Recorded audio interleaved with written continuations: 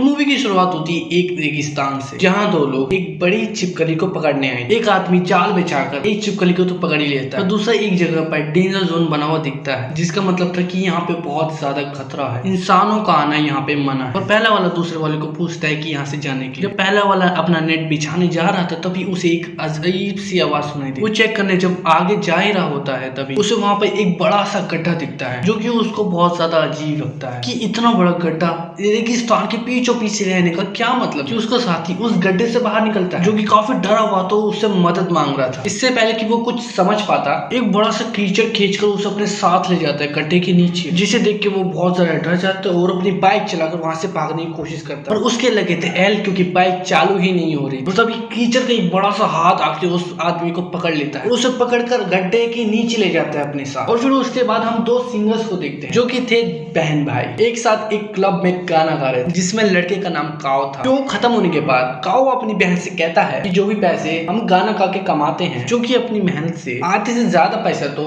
अपना सीनियर ही रखे, तो अब मैंने उसके साथ काम करना बंद कर दिया है। और उनकी बातचीत होने के दौरान ही वहाँ नशे की रोकथाम करने वाले पुलिस आ जाते हैं, जो कि पूरे क्लब में छापा मारते हैं और फिर सभी लोगों को चेक करने लगते हैं कि किसी ने नशा तो नहीं किया हुआ। पर आखिर में सिंगर्स काओ पर ही इल्जाम लगा देते हैं कि सिर्फ उसने ही नशा किया है। काओ नाम का चिकना बोलता तो है कि मैंने ड्रग्स नहीं लिया, पर पुलिस उसकी बात मानती है कि मैंने आज तक ड्रग्स नहीं लिया, पर पुलिस उसकी बात मानती ही नहीं। पर थोड़ा सोचने के बाद उसका शक अपने सीनियर पे ही जाता है, जिसके साथ उसने काम करना बंद कर दिया। पर काओ को जमानत दे के छोड़ दिया जाता है। उनकी बातों के दौरान उनकी माँ की कॉल रिसीव होती है, जो कि कह रही होती है कि उनके नाना जी की मौत हो चुकी है। जिसको सुनने के बाद वो अपने गाँव चले जाते हैं अपनी मॉम से मिलने, जिसके रास्ते में नाना के साथ बीते बचपन के पलों को याद करने लगता है, जब उसके नाना उसे पानी खोद कर निकालना सिखा देते हैं ताकि गाँव में पानी की कमी दूर हो सके। और कुछ ही देर बाद वो अपने घर पे पहुंच जाते हैं और अपनी फैमिली से मिलते हैं। फिर एक लड़की जिसका नाम फोन था वो आती है, जो कि काओ के बचपन की दोस्त थी, जो कि एक फेमस यूट्यूबर बन चुकी थी। पता नहीं यार अब आप कब बनाओगे फेमस। वो यूट्यूब पर वीडियोस डालती थी। काओ फोन से बात करने की कोशिश करता है और फोन काओ से नाराज थी, इसलिए वो उसे ढंग से बात भी नहीं करती, क्योंकि काओ आज 10 साल बाद अपने घर पे आया था, जिसके बीच उसने अपनी दोस्त फोन से कोई भी कॉन्टेक्ट नहीं रखा था। यहाँ सीन चेंज होता है, जहाँ पर हम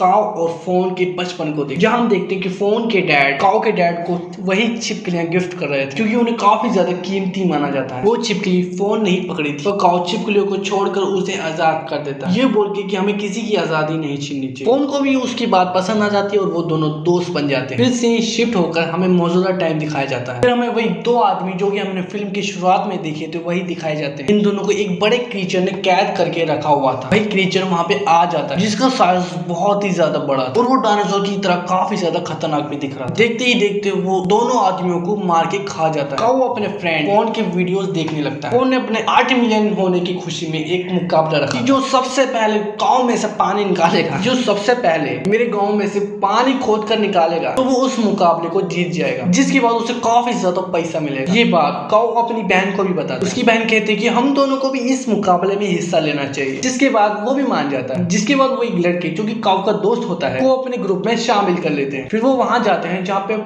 फोन ने मुकाबला रखा था, जहाँ पर काफी ज्यादा लोग आए हुए थे जिन्होंने मुकाबले में हिस्सा लिया था। सभी ग्रुप्स को एक नक्शा और एक फेयर गन दी जाती है। फेयर गन का इस्तेमाल उन्हें तब करना था जब वो कुआं खोदकर पानी निकाल ले। इसी बीच एक अमीर लड़का भी आता है, जिसका अपना काम भी जमीन में खुदाई करवाने का ही था। फिर वो फोन के पास जाता है इस मुकाबले में हिस्सा लेने के लिए, पर वो अमीर आदमी उसके सामने उल्टी उल्टी सल्टी सल्टी बातें करने लगता है, जिसके बाद काओ उसे आके रोक लेता है और फिर तभी फोन फ्लेम गन चला के मुकाबले को स्टार्ट कर देता है। तभी लोग पानी ढूंढने के लिए अलग अलग जगह जाकर जमीनों को खोदने लगते हैं। फिर दो आदमियों को शुरुआत वाले वही दो आदमियों की गाड़ी में, जो कि बड़े से क्रीचर का शिकार हो गए। फिर वो दोनों आदमी उस गाड़ी को लेकर आगे बढ़े। फिर वही क्रीचर जमीन को फाड़ता हुआ इनको पकड़ने की कोशिश करता है और ये लोग डर जाते हैं और अपनी जान बचाने के लिए बाइक को घुमा देते हैं। फिर तभी वो क्रीचर बहुत ज्यादा चालाक था, मेरी तरह। वो रास्ते के आगे एक बड़ा सा गड्ढा बना देता है। फिर वही दोनों जाकर उस गड्ढे में गिर जाते पानी ढूंढने के लिए। नेक्स्ट सीन में हम काओ और उसके दोस्तों को देखते हैं। फिर वो काफी ज्यादा प्लेट्स को देखते हैं जमीन पर, जिन पर मैजिक वर्ड्स लिखे हुए, जिनको उल्टा करके रखा हुआ। काओ की बहन उससे पूछती है कि यहाँ पे प्लेट्स क्यों रखी हुई? कहते हैं कि एक बहुत ज्यादा प्राचीन तरीका है पानी ढूंढने का। जमीन में पानी होगा तो प्लेट में पानी भरकर उसे अपनी जगह से हटा देगा। उनकी बातचीत के दौरान एक दूसरा ग्रुप भी आ जाए, जो कि पास में ही खुदाई कर रहे हैं। काओ के ग्रुप से कहता है कि ऐसा कहा जाता है कि यहाँ पे काफी ज्यादा बड़ा मॉन्स्टर है, जो कि काफी ज्यादा खतरनाक, जिनसे बचने के लिए यहाँ पे प्लेट्स को रखा गया और मंत्र भी इन पे लिखे हुए। और काओ को इस बात पे बिल्कुल यकीन नहीं होता। बाद वो लोग आगे बढ़े। फिर शाम हो जाती है। उनकी गाड़ी में उनके नाना का एक बहुत पुराना नक्शा जिसमें उसके नाना ने एक बड़े से पहाड़ पे निशाना लगाया। जब काओ उस नक्शे को फोन के दिए हुए नक्शे से मिलाता है, उस नक्शे में ऐसा कोई भी निशान नहीं। फिर वो तीनों ये देख के समझ जाते हैं कि इन्हें उस पहाड़ पे पानी मिल सकता है, इसीलिए ये लोग अगले दिन जाने का फैसला करते हैं। शाम होने की वजह से बाकी लोग यहाँ से जा रहे हैं। ये तीनों लोग यहीं पे रात गुजारने का प्लान करते हैं। इनमें से एक आदमी जो साइड पे जाता है, वो क्रीचर इसके पास उड़ता हुआ आता है और उसका सिर काट कर उसके जिस्म से ही अलग कर होकर सिर उनके दोस्तों के पास गिरता है और उनके होश उड़ जाते हैं और अपनी जान बचाकर यहाँ से भागने लगते हैं। तभी बड़ा क्रीचर इनके सामने आ जाता है। फिर हमें यहाँ पता चलता है कि क्रीचर कोई और नहीं बल्कि एक लेजर्ड है, यानी कि छिपकली। वो अब इतना बड़ा हो चुका है, अब इन दोनों आदमियों को भी मारकर अपना शिकार बना देता है। फिर अगली सुबह जब फोन को उन तीनों लोगों की लापता की खबर मिलती है तो वो काफी ज्यादा परेशान हो जाती है। फिर वो इस मुकाबले को बंद करने का फैसला करती है। फिर फोन का मैनेजर उस अमीर आदमी को फोन करके ये बताता है कि 3 लोग गायब हो गए, जिसकी वजह से फोन मुकाबले को बंद करने वाला। उस अमीर आदमी को बहुत ज्यादा गुस्सा आ जाता है। फिर वो अमीर आदमी कहता है कि अगर मुकाबला बंद हुआ तो मुझसे बुरा कोई नहीं हुआ, अंजाम तो तुम जानते ही। ये सुनकर मैनेजर डर जाता है और फोन को मनाने जाता है और फिर फोन से बोलता है कि देखो हमने मुकाबला शुरू किया, फिर हम इसे बंद कर रहे हैं, जो कि बहुत ही बुरी बात है। देखो हम इसे मुकाबले को बंद नहीं करना चाहिए। और रही बात उन गायब 3 लोगों की, हो सकता है कि वो तीनों वापस चले गए हों या किसी ने उन्हें पकड़ लिया हो। हमें सारी बेकार बातें साइड करके हमें मुकाबले को जारी रखना चाहिए। हालांकि फोन ऐसा करना तो नहीं चाह रही थी, पर मैनेजर के इतने कहने पर उन्हें ये जारी रखना। काओ और उसके साथ ही नक्शे वाली जगह पे पहुंच जाते, जहां उन्हें एक गुफा मिलती है। जो इनके अंदर जाने पर इन्हें एक दीवार मिलती है जो कि काफी अच्छे से गीली। काओ कहता है कि शायद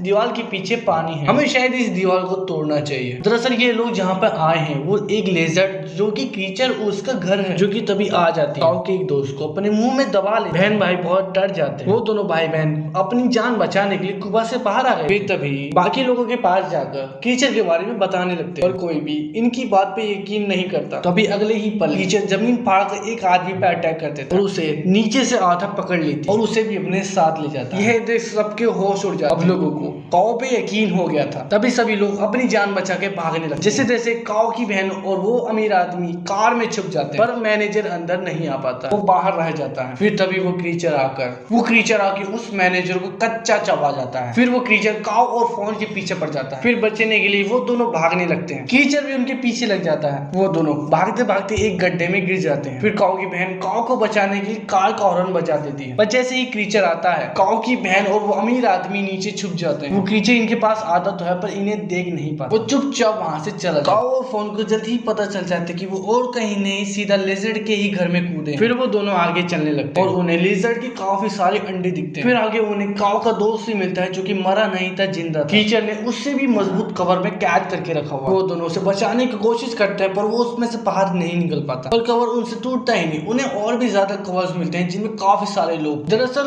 उस क्रीचर ने अपने बच्चों के लिए उन्हें खाने के लिए रखा हुआ। काओ की बहन और वो अमीर आदमी जब बाहर निकलते हैं तो वो देखते हैं कि लेजर उन्हीं की छत पे सो रहा है। वो दोनों बिना किसी आवाज के अमीर की गाड़ी में बैठ जाते हैं। फिर वो अमीर आदमी ट्रक से निकलकर अपनी गाड़ी में जाता है, पर तभी उससे गलती से आवाज हो जाती है और तभी लेजर जग जाता है और उसे पकड़ के उसे अपनी गुफा में लाता है और बाकियों की तरह कवर कर देता है। और फोन फिर से एक गीली दीवार के पास आ जाता है। फिर फोन जब उस दीवार को चेक करते है तो उससे पता चलता है कि इस दीवार के पीछे पानी है। फोन ये बात समझ जाती है कि क्रीचर को पानी पसंद नहीं, इसलिए उसने पानी को ब्लॉक करा। उसके बाद ये दोनों गुफा से बाहर आ जाते हैं जहाँ इन्हें कुछ लोग दिखते हैं और फिर ये उनसे मदद मांगने चले जाते हैं। पर तभी वो क्रीचर काफी ज्यादा स्पीड में सभी लोगों को अपने पेट में निगल जाता है। वो फोन को भी पकड़कर अपने साथ गुफा में ले जाता है। फिर काओ फ्लेम गन चला देता है। फिर काओ के पास एक ग्रुप आता है। ये वही लोग थे जिन्होंने क्रीचर के बारे में काओ को बताया। कुछ समय बाद काओ की बहन भी यहाँ आ जाती है। वो लोग मिलकर प्लान बनाते। फिर वो लोग काफी तेज गाने बजाने लगे। आवाज सुनने के बाद लेजर आधा बाहर आता है और बोलता है, अबे गाने बंद कर, मेरे बच्चे सो रहे हैं नीचे, नहीं तो आके सबको खा जाऊंगी, समझा क्या? ये देखो चारों लोग चारों तरफ से उस क्रीचर को घेर लेते और उस पर अटैक, और फिर वो क्रीचर अपने कीव में वापस चले जाते। फिर काओ की बहन कुछ लोगों के साथ गुफा में जाती है। वो उन लोगों के साथ कवर में फंसे लोगों को बचाने लगती है, लेकिन अमीर आदमी वहां से गायब हो जाता है। फिर फोन उसे बचाने चले जाती है। अमीर आदमी एक बॉम्ब का डब्बा लेके आया जिसको ये लोग गीली दीवार पे टंगा देते। फिर काओ बॉम्ब का रिमोट लेकर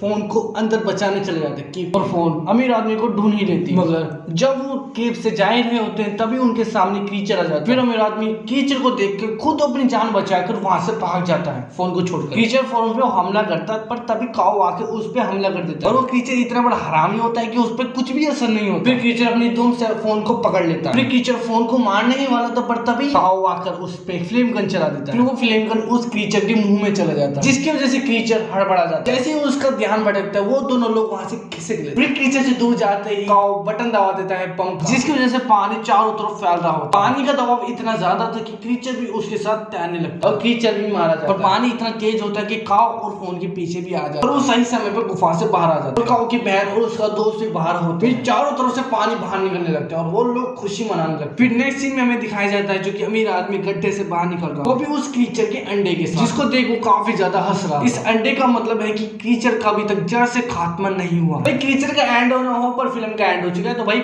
लाइक कर देना, वीडियो को सब्सक्राइब मत करना और चैनल